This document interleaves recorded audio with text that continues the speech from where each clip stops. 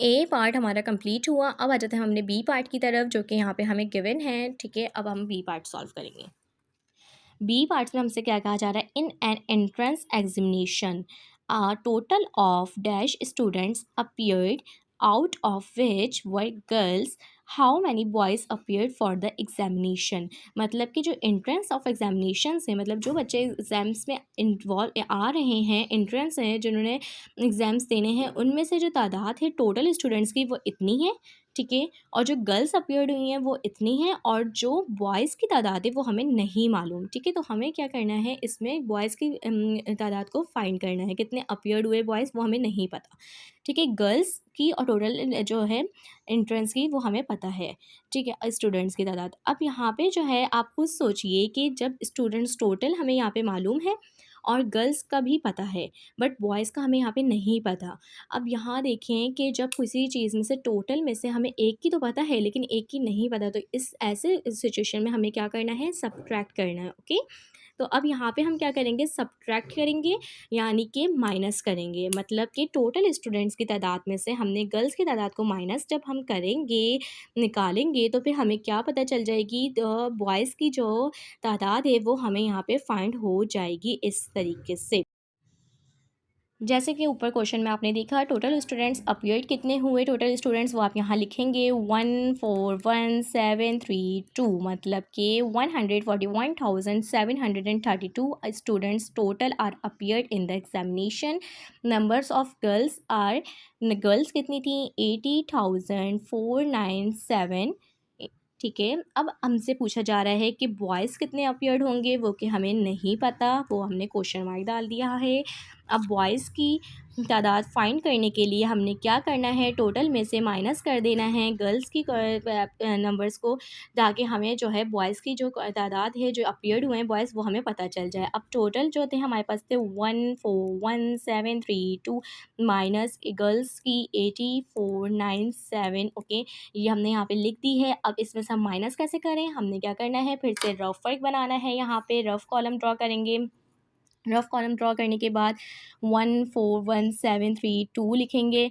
ठीक है, और जैसे कि आपको पता है कि जब भी हम किसी चीज़ को सॉल्व करते हैं तो हम उसकी तादाद को लास्ट कॉर्नर से लेकर आते हैं। यहाँ पे क्या है, 7, 2 के नीचे आया 9, 4, 0, 8, और 1 के नीचे कुछ भी नहीं है तो हमने यहाँ पे 0 लिख देना है, या ना भी लिखें तो कोई फ़र्क नहीं पड़ता। और अब हमने क्या करना है, माइनस करना है, तो हमने यहाँ पे लिख दिया। 2 में से 7 जा सकते हैं, नो, 2 में से 7 नहीं जा सकते, तो हम अपने बराबर वाले से कैरी लेंगे। तो इसने इनको दे दिया उधार, ये हो गया 12 और ये बन गया 2। ठीक है, 12 में से जब 7 निकालेंगे तो हमारे पास बचता है 5।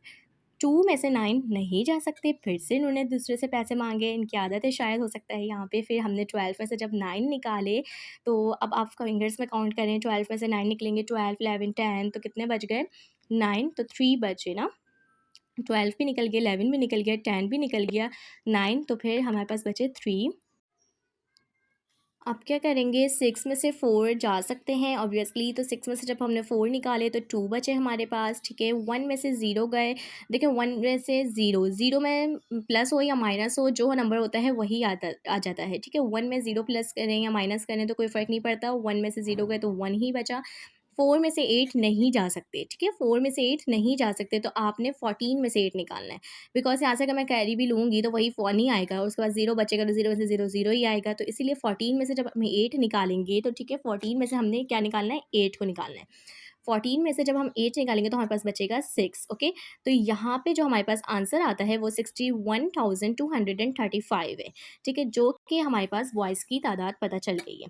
अब मैं यहाँ लिख देती हूँ। आपने जब अब माइनस किया तो आपके पास क्या आंसर आता है, 61,235 यहाँ पे लिख दिया गया है। ठीक है, तो इसमें से आपने इस प्रोसेस से आपको बॉयज़ की जो अपीयर्ड हुए हैं एग्जाम्स में उनकी तादाद फाइंड कर ली गई है।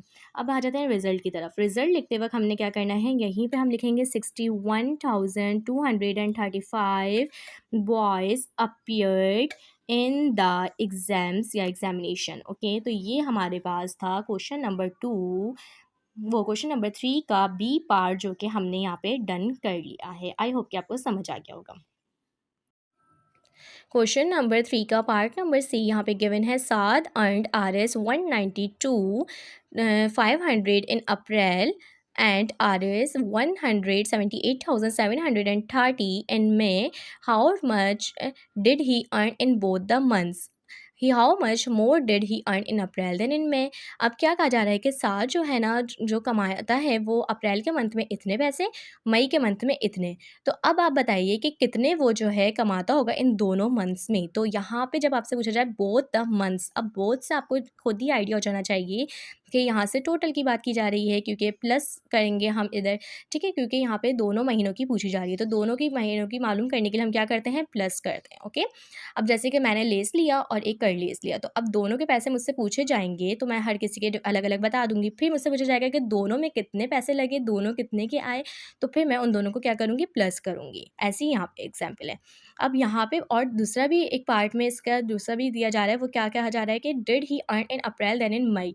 तो वो कितना कमाता होगा मई में अप्रैल से, ठीक है, मई अप्रैल में मई से अब यहाँ पे इन दोनों को भी कंपेयर करा जा रहा है। अब यहाँ मई को अप्रैल से कंपेयर किया जाए तो इधर कंपैरिजन की बात की जा रही है। तो यहाँ हमारे पास होगा डिफरेंस, मतलब कि माइनस करेंगे हम यहाँ पे। ओके, तो यहाँ हो गया हमारा प्लस, यहाँ हो गया हमारा माइनस। एक एक पहले प्लस का किया था, माइनस का किया था, अब यहाँ दोनों प्लस और माइनस दोनों आ रहे क्वेश्चन।